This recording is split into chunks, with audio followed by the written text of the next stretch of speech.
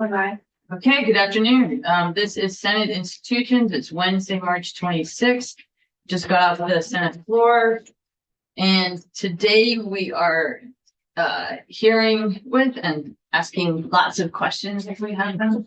The Forest Parks and Recreation Division or department, I should say. And we have the Commissioner Danielle Fitzko here, and actually we do have a couple of new people, so we'll go around and introduce ourselves. Senator Rushing, how are you?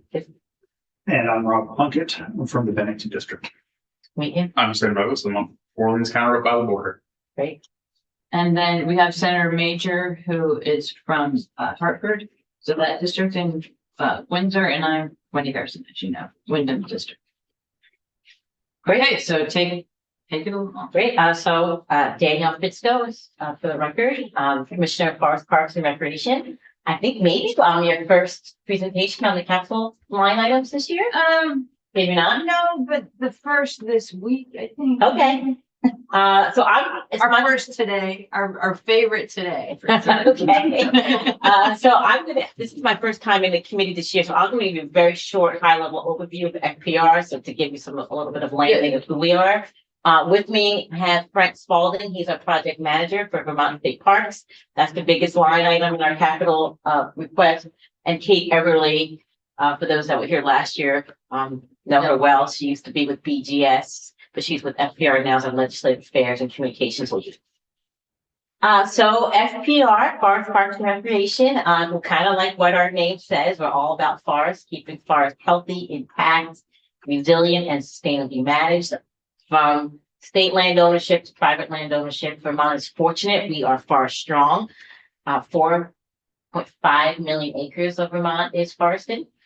We're also parks. We have 55 developed state parks in the state, bringing in, over $120 million in economic activity across the state. I'll go in a little bit more about state parks. And then also outdoor recreation, really meaning that the diversification and increased use of land for outdoor recreation. This is our organizational structure. I don't know if you two have met. Yes. Okay. Again. Yes. So as Kate, as our principal assistants here, we have three main programmatic divisions. We have the Division of Forest, Division of State Parks, Division of Lands Administration and Recreation, and then we have our business office, which keeps us really moving forward, sort of like the circulatory system of our department. We have about 135 year-round staff, and if you can imagine what it's like to support the operations of state parks in the summertime, we blow up to about 450 seasonals we bring on to manage state parks. We are a major recruiting time right now. We bring people come to work at state parks from all over. We always like to say, come try Vermont at Vermont State Parks. And a lot of times they stay and come back year after year. A lot of times they'll work at the state park and maybe work at a ski resort in the wintertime. So as we're thinking about the operations of state parks, a lot of it also is thinking about housing. These are our three major programmatic areas. Our biggest department is the Department of Forest. We have a large team that works on state lands. There's over 370,000 acres of state lands in Vermont. And so we're thinking everything from planning and the management of recreation trails, a whole bunch of stuff related to state lands. We're so lucky to have public lands like this in Vermont. Private lands program, think about 80% of Vermont's forests are privately owned. Think about the current use and use value appraisal program. We administer the forest land category, which is 2 million acres of the 16,000 parcels. We have a forest health team that actually gets up in like a plane every year, is looking at the health of our forests, looking at issues and threats that are coming at us and really helping us prepare for the future. We have a wildland fire team, which used to just be 2 part-time people. We now have 3 people, but that is becoming an area that we're working on, just recognizing increased risk with wildland fires. We have a forest economy program. The forest economy in Vermont brings in about $1.3 billion a year.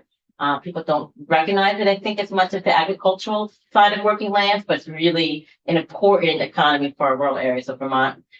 Watershed forestry, urban community forestry program. We have a lot of programs within forestry. I'll go into state parks a little bit more, and then we have the lands administration and outdoor recreation. It looks like this division oversees all the sort of administration land records for our state lands. They have the outdoor recreation arm, and they also do land conservation. We have a robust, whether it's land conservation program, whether it's going to become part of a state lands portfolio that we would own and manage for Vermonters, or we have easements on private lands that would keep it sort of conserved, but privately owned. So I'm going to go a little bit more about state parks because in the capital line, there's $6 million request over the next 2 fiscal years. We have 55 developed state parks all over the state. We like to say that there's a state park within 20 minutes of a Vermonter. I have another slide here. So you kind of look at sort of what Vermont State Park has. We have 39 campgrounds, over 2,000 campsites, 51 cabins, 29 beaches. Last year, we hit over 1 million visitors. Over the past 5 years, our visitation has increased over 41%. So definitely seeing that outdoor recreation boom, and our state parks are sort of meeting that demand, that service. Really an impressive and important asset for Vermont, kind of looking at the crown jewel of state system. It is like running a business in state government. Like we open and close a business like every year. It's a lot of work within state government, but it's really an important service I think we can provide to Vermonters and for tourists. Can I? Yeah. How much has my understanding of that Canadian visitation has dropped somewhat? Has that impacted you and your increase? It's definitely something that could certainly have an impact. We have not opened yet for the season. We typically open Memorial Day weekend. Also, in times of like economic downturns, we will see more visitation because state parks are an affordable outdoor recreation opportunity. Maybe they will cancel each other out, but certainly give a lot of visitors from Canadians, and something certainly a lot of parks also at the border that are concerned. And what would your year-round staff be? We are about 45 year-round staff. Mm-hmm. What would they be doing? I mean, since you're Yeah, so the work doesn't end. Like there's a lot of maintenance work that happens all around. Right now there's intense hiring time. Hiring 400 some staff is a really big deal. There's all the policies and procedures that still need to happen. A lot of training that happens in the off season. I'm going to see if Frank has anything else he wants to add to that. Yeah, I would say that during the prime, starting now, I mean, this is really starting to be our busy time. It's probably started a few weeks ago with the hiring. The hiring is a substantial portion of the effort that goes in the off season. And on the maintenance side, the facility side of things, that's our opportunity to work on the business instead of in the business. And so really sometimes we're working in the business, we're straight out, the supervisory ratio of 45 permanent staff to 450 is 1 to 10. If those people were actually supervising all those people, but really the supervising of those 450 falls to a very small cadre of permanent staff. It's our job. The maintenance, and I think there might be a conversation about the weight of the infrastructure that these people take care of. But it's a year-round proposition that there is no slowdown time for state parks permanent staff. Yeah, and once parks close to the public, then there's the closing of all the facilities that needs to happen. And Vermont State Parks don't actually they're always open. It's just that we won't have necessarily the operations happening or collecting admissions to get into the parks. Yeah, just some questions about that and the people. So, does your maintenance staff do everything on your own, or do you contract out some portions of what you do? I would say, so there's several types of maintenance that in the state parks. So I'll call, and I'm just going to segment it just so we understand it. Yeah. There's custodial maintenance, lawn mowing, upkeep of buildings, cleaning, that sort of thing. A lot of the seasonal staff handle that during the summer. Then there's I'll call it light duty physical maintenance, which is running water systems, running sewer systems, troubleshooting systems problems, that sort of thing. That falls to our permanent professional maintenance staff. And just to let you know that I think all of them are certified public water system operators because we have 36 public water systems in our state parks. So there's that call it lighter physical maintenance. They also do light duty construction, repair, upgrade projects during the winter. But a significant portion of our heavy maintenance, recapitalization, improvements, running new power, that sort of thing is really handled through contracting. Okay. But that requires oversight by our permanent staff, so they're never totally hands off. That Sure. But you used to use BGS, but last year you made that switch to where you didn't use BGS anymore. Is that correct?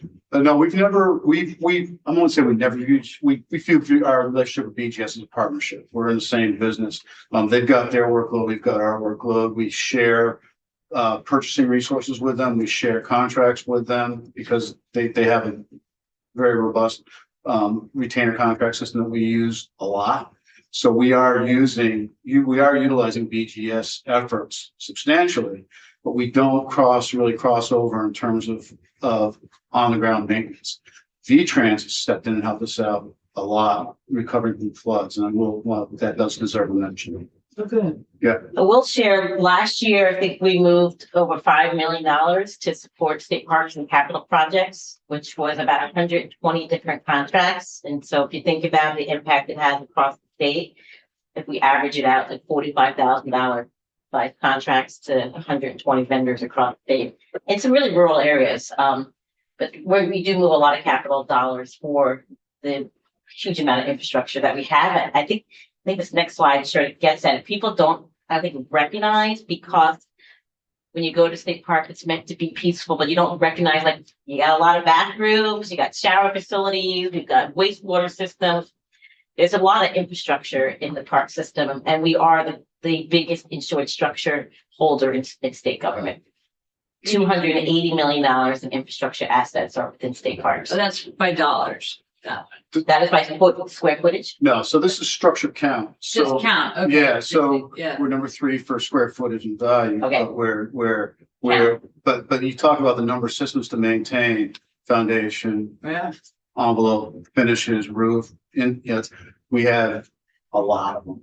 They're not big, but we got a lot. Right. So are you okay with the response that you get when you have contract?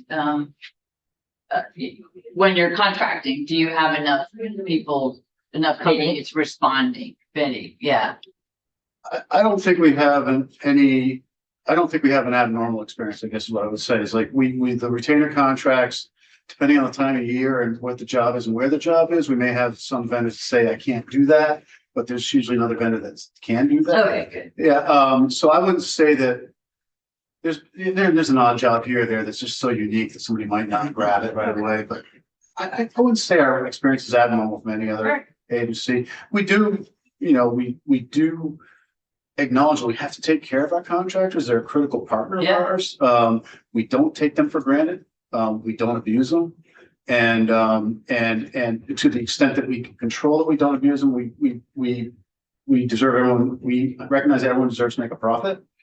And we recognize that everyone deserves to have a chance at that one. Great. Thank you. Yes. There's a reason Frank's here. Well, it's just hard. I mean, we have a workforce shortage in the state, so.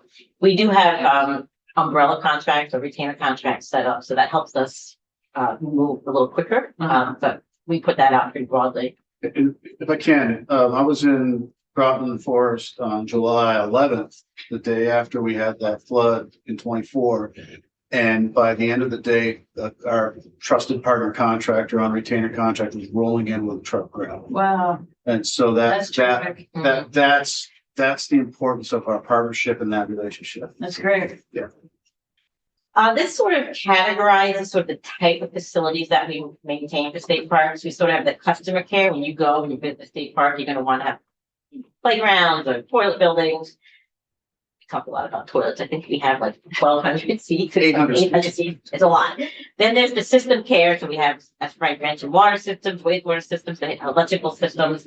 And then we have employee care, because for the people that actually do the work to offer the operation and service and keeping the facilities intact, we have like maintenance shops and housing needs that we still have infrastructure needs for those sort of 3 different categories.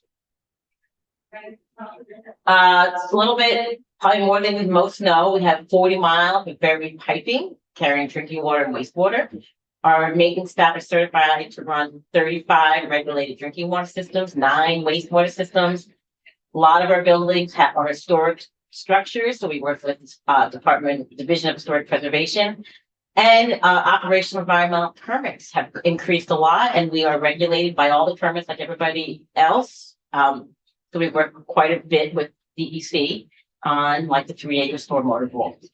And that's one of those, The system.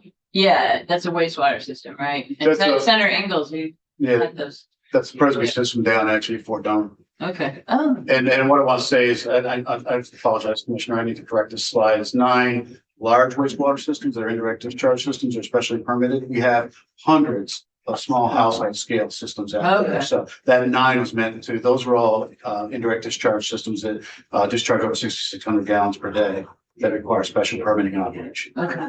Thank you. I should have corrected that slide. I apologize for that. Just to let everybody know that we completed last year a parks modernization study. Right now, we're just finishing up celebrating 100 years of Vermont State Parks. We felt like it was an important time to sort of look at what the next 100 years looks like.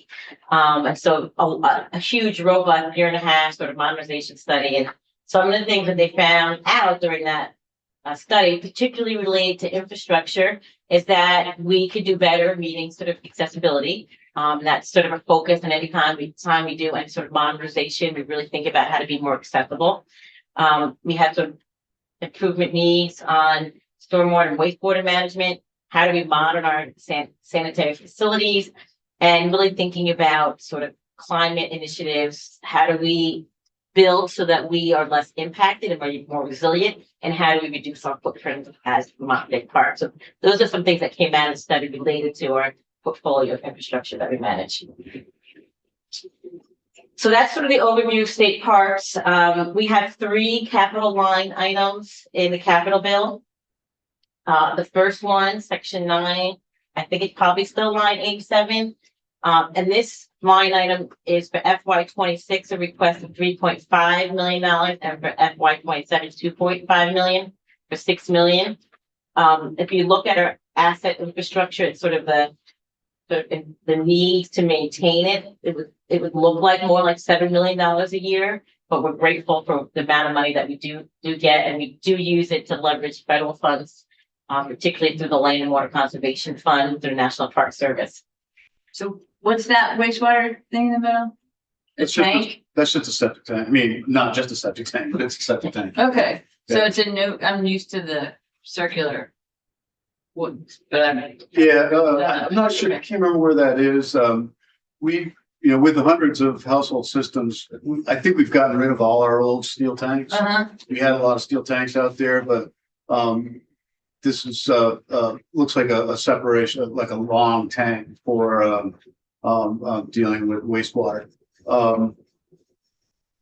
Yeah, what we find is when we make these improvements, more people use the facilities, and we've learned our lessons. So when we do a bathroom now, we actually upgrade the wastewater, because what we found used to happen is we do the bathroom, more people would come, and then the wastewater would go up. okay. So we just proactively take. So you're wastewater experts. Do people know that in the, We don't want people. Okay. to know. Oh, you're talking about visitors or people in the well, park? just, I mean, you have knowledge There's a lot of knowledge to manage. If you look at on a busy weekend, we're the 4th largest municipality in the state. And on a busy week, we get about 60,000 people up in Boston. Wow. So like, it's a lot of people Yeah. management. That's pretty peaceful time. So, Yeah, so when we're looking at how do we manage the capital dollars that come in, we put them in 3 categories. Small scale projects like this, electric. So split pump, split Yeah. system for, it's a housing heat pump. We have wastewater, because if a system goes down in the middle of the summer, we want to be able to move pretty quickly, so we keep some money on reserve. And then larger scale projects like bathrooms or shower facilities, are larger scale projects. And we felt that this consistency with these 3 buckets allows us to create this pipeline of projects, and we're able to be really nimble and move projects when we're ready, because they have a lot of projects, but particularly the larger ones, they take a while. You got to do the planning first and the permitting, and then you got to get on the contract. So we're a whole bunch of projects are in the pipeline, and then when the money comes, we're able to move. I'm gonna give you some examples of some projects. This is a recent modernization of the entrance to Sandbar State Park. You could see this safety concern, sort of your entrance in. We moved the entrance, we changed sort of the way the contact station works. We added more parking. This park in particular last year had a 33% increase in visitation. Anything else you want to say about that one? No, it's a great example of a good project. This is one of our maintenance shops. We have 4 regions in the state, and each region has a maintenance shop. 2 maintenance shops really needed some upgrades. This one here is in Gifford Woods. This is started. This will be finished probably this summer, Actually, looking at late spring now. late spring. Sure. And we have another one that's ready to go and get on the contract in Groton area. And each of these maintenance facilities are about $3 million to build. And we've been planning for them for a long time, but this is where all that happens, where we're maintaining all this facility. Everything happens right here. Is that vehicle maintenance as well as other maintenance? So they're really a multi-function service center. I mean, maintenance is the primary function. That's where the maintenance staff starts their day and ends their day usually. But also what happens out of these centers is supply and upkeep for moving supplies out to parks. So if a park, say, usually in the springtime, all the park managers end up going to the shop and picking up they're starting toilet paper towels, all that stuff, and then a lot of supplies are moving out of the shop and are warehoused there. So it's a multifunction service center. Great. Yeah. These have been in the work for a long time. We're excited to actually see like what it looks like. A couple of years ago, we were showing you how bad the facilities were. Toilet building at Maidstone State Park. This is just another example of how we use the funding. Do you want to say anything about this one, Frank? I mean, actually, what I will point is the center picture there is that you talk about resiliency and reducing our footprint. Those are hybrid water heaters. If you think about a state park, they're actually operating. It's actually an ideal environment for these hybrid heaters because they are operating at the most optimum moment for these hybrid heaters. It's hot, it's humid. These things are made for that environment. And then when it gets to be marginal in wintertime, no, we aren't using them. So they are experiencing their most efficiency in these facilities. So I'm really happy. A lot of these used to be old oil-fired heaters. I'm really happy to see us go into these kinds of installations. That's a great example of it right there. Wastewater for Denver State Park. There's your system again. I need to go see that. And then as we talked about earlier, we have to adhere to environmental regulations. And so we have 19 state parks that have triggered the 3-acre rule. And we're working on applying for permits and doing that necessary work. This is an example of Alice State Park. I think, how many have we completed? Not enough. Sorry. Yeah. Big body work. Yeah. Important work, and in some cases, we're trying to reduce our impervious area, so maybe it doesn't trigger, or looking for ways that we can mitigate. In some cases, we may just have to pay the impact fee. This was an example, like I talked about earlier, just the amount of funds that State Parks does move and how we're sort of diversifying the funding that's coming in. But in FY24, over $6 million was moved through projects, and just showing that we are able to move money. And we've learned how to scale up and meet sort of our needs with improving our contracting system and oversight. That's and those great. great relationships. It's kind of hard to see the colors, but is purple capital bill? Purple is capital, blue, we were able to get some funding for from ARPA. The green is LWCF funding. That is Land and Water Conservation Funds. We did get some capital cash dollars, that's what the orange is, and then blue is FEMA. We certainly had a lot of work with FEMA. Several parks were closed last year and the year before due to the flooding. Hopefully FEMA won't be a regular resource. So agree. One point I want to make is that this number will not match the allocated funds. This is cash. These are checks written just to show cash flow. Okay. Yeah. So that's parks capital line items. Do you have that? question. I was just gonna say, what did you guys bring in for monies as far as from the public, as far as with entry fees and all of that? Where does that money go? Did it go back into the? It goes into Parks Special Fund. Parks is mainly funded by the prices, admissions to state parks, which brings in about probably $12 million. We also get funding through 7 ski leases on state lands, which brings in a little over $4 million. We do have small general fund allocation. Could you send us those leases? I've been curious about this. So 4 million, is that what you said?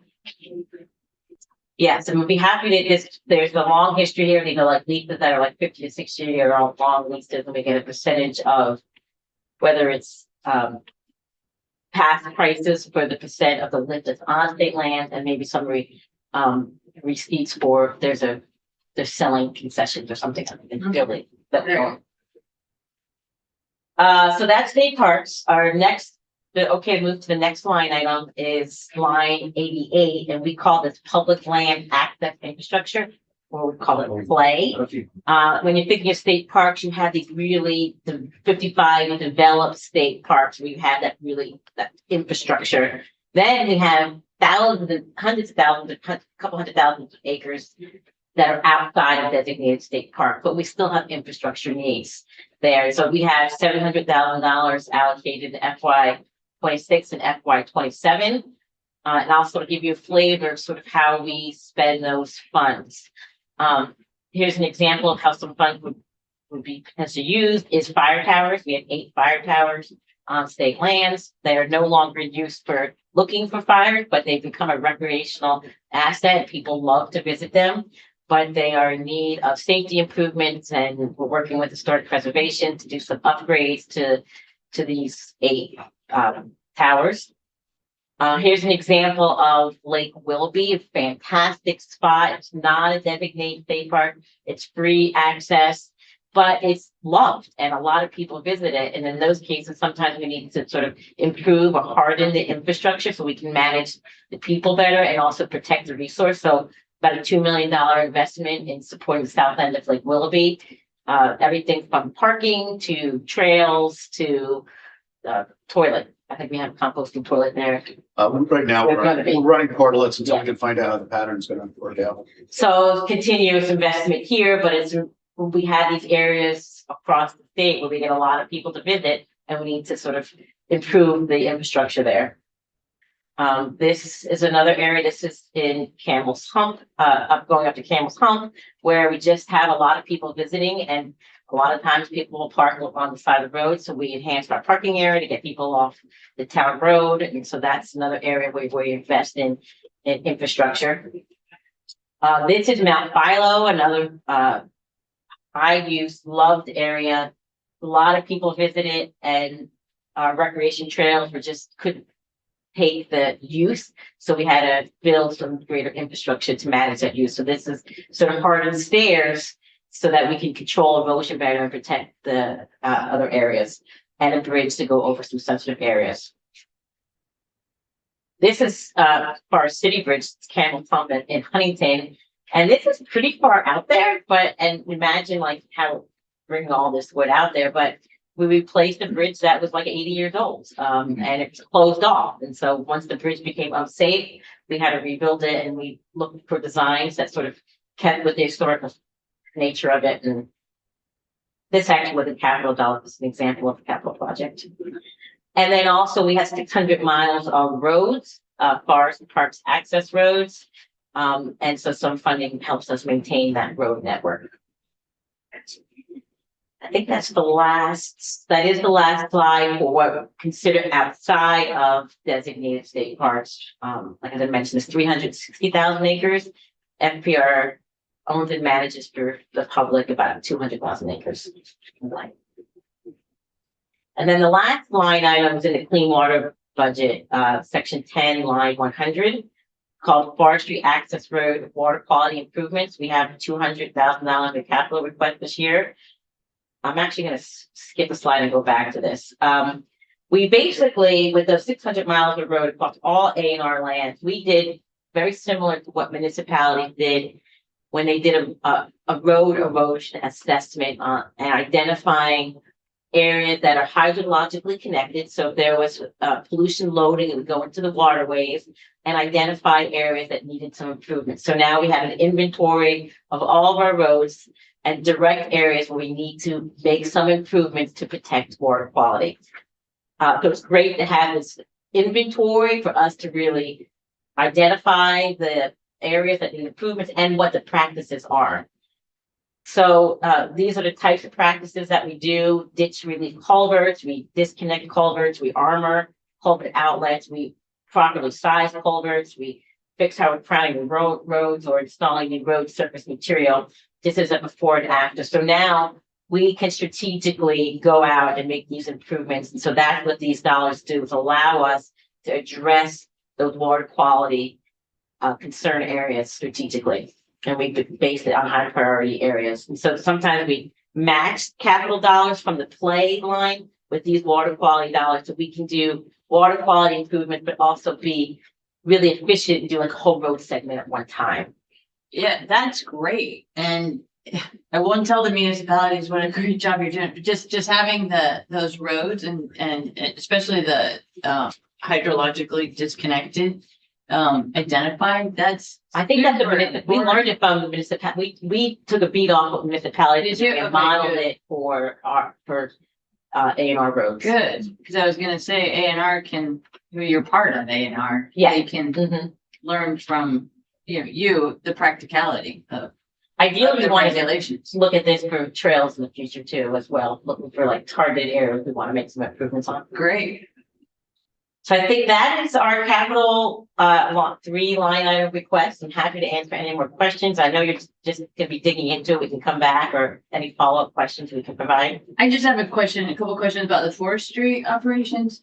Because we talked about that in transportation and, so you manage forests, right? So yeah, for on state lands, we are actually the managers, correct? And then we support and review forest management plans for those that are enrolled in use value appraisal. Okay, so current use, they send them to you. To our staff to review and approve. Okay, cool. And then do you have contracts with loggers to take care of the property that Yeah. you log? Yeah, we put out bids and then they bid on them, yes. Okay. Whole bidding process. And then do they get the revenue from the We timber? no, we get the revenue from the timber. Yeah. Okay. So it's a little different because we're actually bringing in funds that go into a trust fund, land and facilities trust funds. And then eventually we use a portion of that to help stewards the land. Okay, cool. So it doesn't go into staffing or to keep us going. It's really about stewarding. And many times it goes into very similar projects like we represented here. Okay, terrific. All right. Any Thank you other for your time. questions, folks? Thank you Yeah. guys for what you do. Thank you. Yeah. Yeah, really. great. Come visit us. Fun stuff. Well, We're gearing up to open. Yeah. Thank you so much. Thank you. that's awesome. We'll see you in the summer. Yeah. Well, we'll definitely see you before. Yeah. Field Yeah, trip. let's go on the hike. We would love to take you on field trip. We love Yeah. it. Just anything No, we you like wanna field see. trips. Let us Okay. know. Yeah. All right, so tomorrow, for those who watch us every day, we won't be here tomorrow because some of us are gonna go to the Chittenden correctional facility. We're doing that for our meeting. We'll be back on Friday, tentatively scheduled for 1 p.m. And we're gonna have Wanda Benoli in to, just talk to her about being a governor appointee. And so that'll finish our week. I want to bring up one thing. Sure. Chair. Just kind of getting a little bit of bits and pieces of the capital bill. And I think something that's been very important to the committee was that the House hasn't put any monies in for the IT Wi-Fi of $1 million that we talked about. And I think that's low hanging fruit. And as you know, as being person that's seen a capital bill or a couple of them, we know that we can find $1 million someplace if the committee so decides to do. And that always our capital bill will differ from the House's capital bill, and in fact, they expect that it will, so. I'd like to, first, identify whether that money was in there or not, and we'll see that soon enough. Be mindful if the committee so decides that it's valuable, that, see if we can't find $1 million someplace. Okay, So I just wanted to give you a heads up with that, appreciate that. you know. And I think the bill came to us Yeah. today, Uh, came to the Senate I today. think the price tag was originally 3, and now it's $1 million. And maybe they got revenue from someone else. I don't know. Because they were trying to get revenue from that other There source. will be other things on there as well, but, you know, that just seems to be a can kick down the road. Yeah, And we're trying to make it better for our employees there. I think that would be kind of cool. But anyways, definitely, we will definitely discuss that. There's a lot of that. Yes, yes. Seems that way to me too. Okay.